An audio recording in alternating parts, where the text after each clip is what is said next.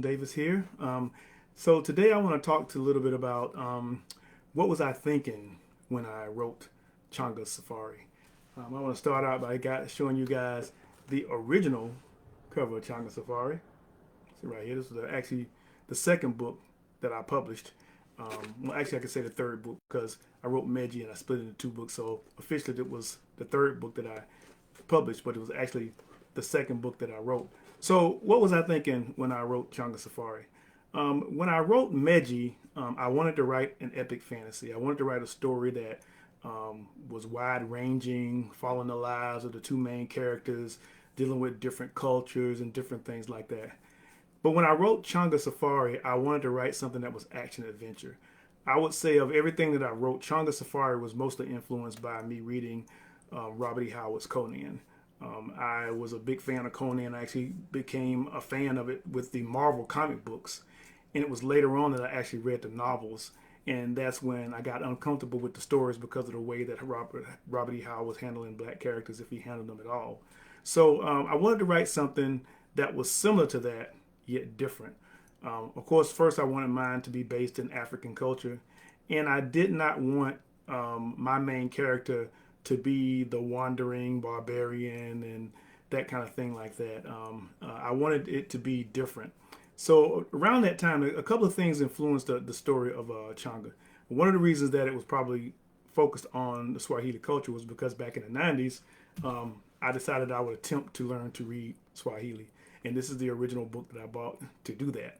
And I was studying the language and different things like that. So in the process of studying the language, I began to study the culture. And I began to study I would say, the medieval Swahili culture, the city-states of Pemba and Mombasa and Samfala and Kilwa, and these city-states that were basically merchant cities.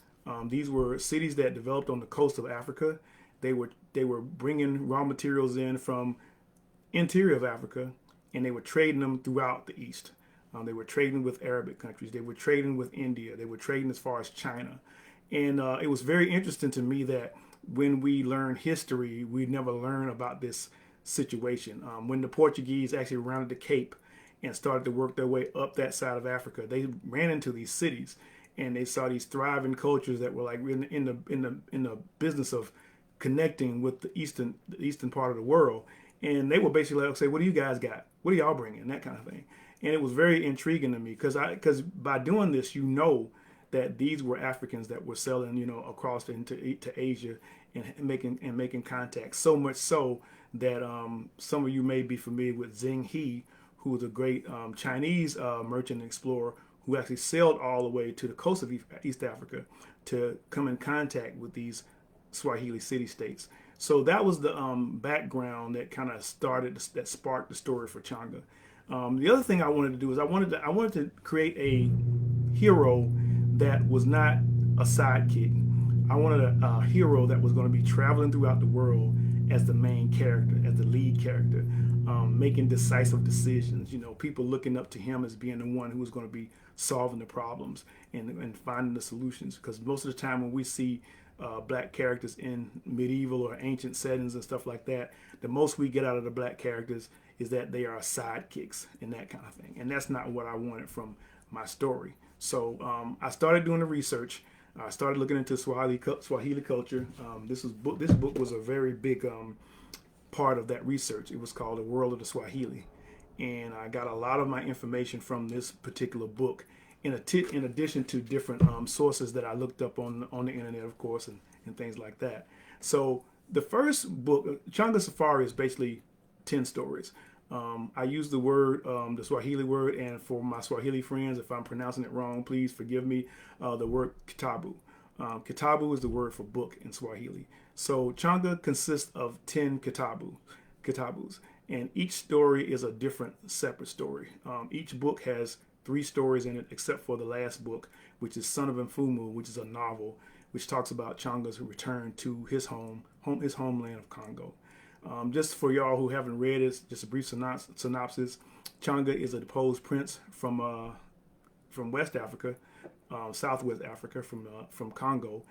His father was overthrown and killed by a sorcerer named Ushenge, and a series of events eventually led to Changa being in Mombasa and being a merchant. From that point forward, Changa sets out on a bunch of adventures heading to the east. In the first book, the first adventure actually takes place in East Africa with Changa on his way from Mombasa to Sofala. The second book actually takes place in Indonesia, and the third book takes place in China. Then in the second book, Changa is on his way back to Africa, and the first story takes place in India, the second story takes place in Yemen, and the third story takes place in Ethiopia. And in each one of these adventures, Changa's having a different adventure. Changa's a historical fictional novel, which means that I try to be as accurate as possible with the history and the regions where Changa is. But I also have a fantastic part, and that fantasy is based on the cultures and the traditions, the mythologies, or religions of the countries that he's in during that time. So there's a lot of historical information being passed along, but at the same time, you still get that feel of action and adventure and that type of thing. Oddly enough, I do not have the newer copy of Changas Safari cover, but this is Changas Safari, the second book, and this is Changas Safari, the third book, and this is the final book, Son of Nfumu.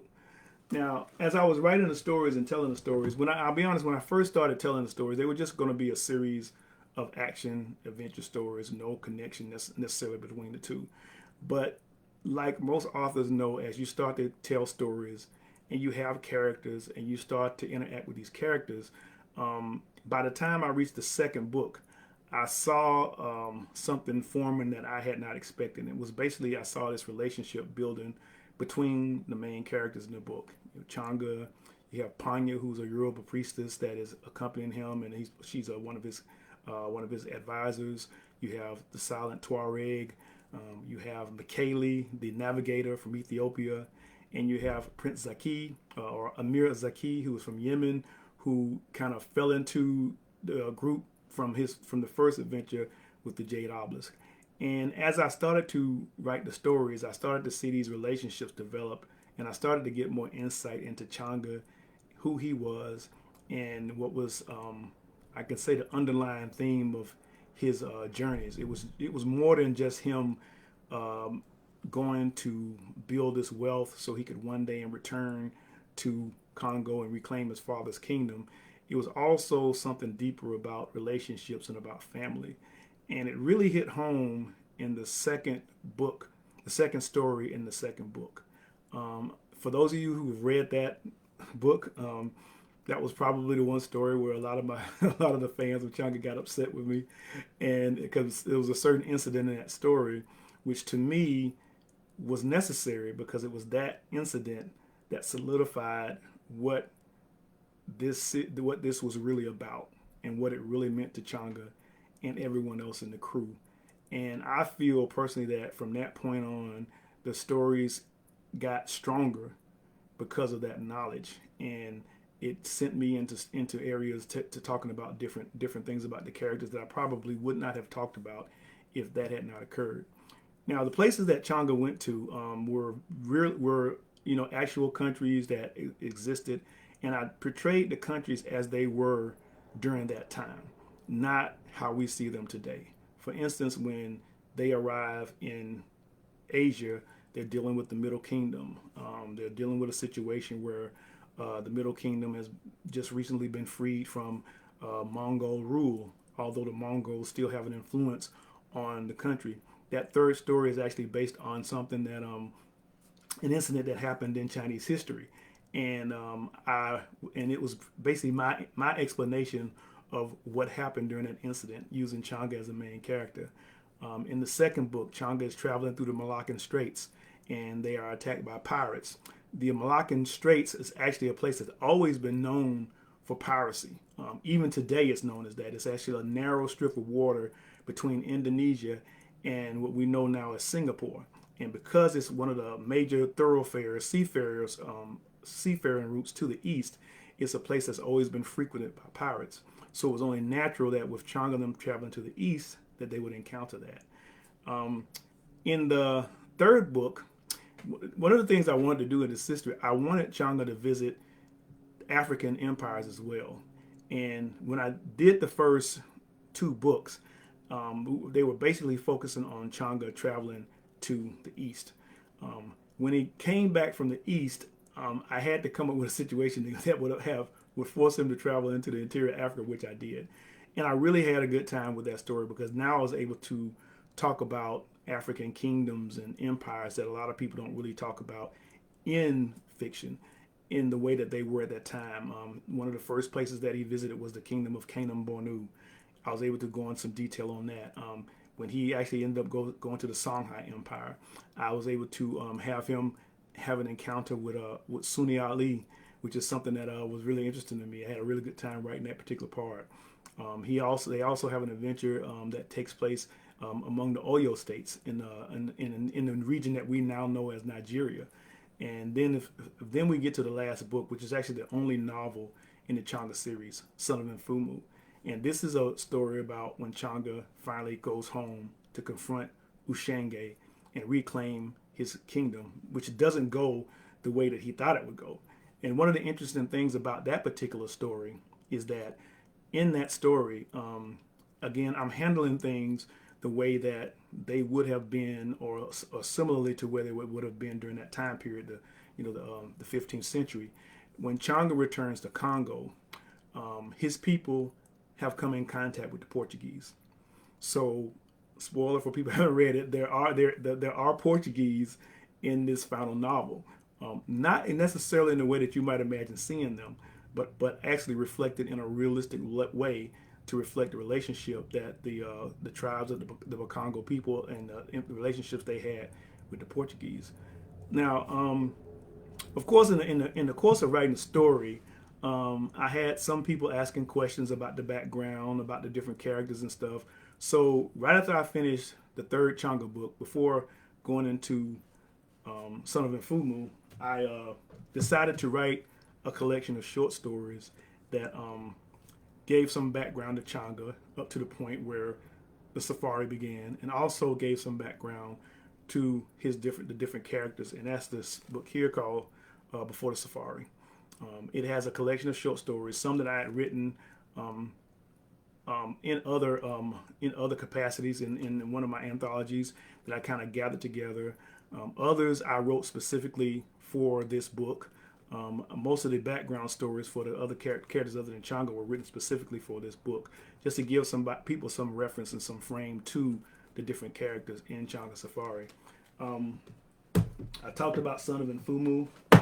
This is the cover to Son of Mfumu.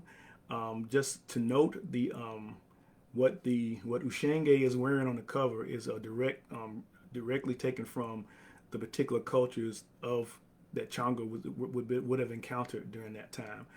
Changa's wardrobe is more eclectic because he's been to different parts of the world, so he has adopted different types of garment from different parts of the world that seem to be more comfortable for him. So that's basically it. And ended up being a wide-ranging adventure. I really love and enjoy the stories. Just what's coming on in the future. If some of you have been paying some attention to us, you know that a couple of years ago we decided to take the Changa story and make it a comic book series. I joined forces with Jason Reeves and 133 Art. We did our first Kickstarter where we did Changa and the Jade Obelisk #1. We actually did our second Kickstarter last year, Changa and the Jade Obelisk #2, which will be available in May. We actually plan on doing a third Kickstarter, which we're going to round out and finish that particular series on the Jade Obelisk. Will we do the other books? I'm not sure. It'll be based on the response that we're doing. I'm also working on a Changa and the Jade Obelisk audiobook. I partnered with AB Services, Antoine Bandele, and I did a little teaser online to talk about that, so you guys could take a look at it and listen to it a little bit and see what that's going to be about. I hope to be dropping that within the next 2 weeks, probably in mid-March. So just another way of us telling Changa's story and bringing it to people in a different format. I'm going to check and see if I get any comments. I got a couple of hellos from Dedrin and from John F. Allen. But yeah, that's basically it. That's the background behind Changas Safari. If you haven't read the series yet, I'm going to put a link in the comments. This link is basically a link to my website, which will take you to the paperbacks and the ebooks so you can check out the adventure. Actually, probably in May, I'm doing a grand Changa Safari opus where I'm going to actually take all the Changa stories and put them into one volume. Got some great cover art by Kanan White. It's something I've been wanting to do for a long time. I will also be including cover art from art that's been done based on Changa throughout the years, from the beginning to at this point. It's going to be a big 8.5 by 11 coffee table book, and it will only be available directly from MV Media.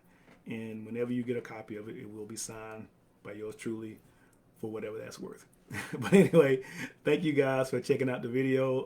I hope I shared some insight. If you have any questions, don't hesitate to get in contact with me. You can DM me, you can email me.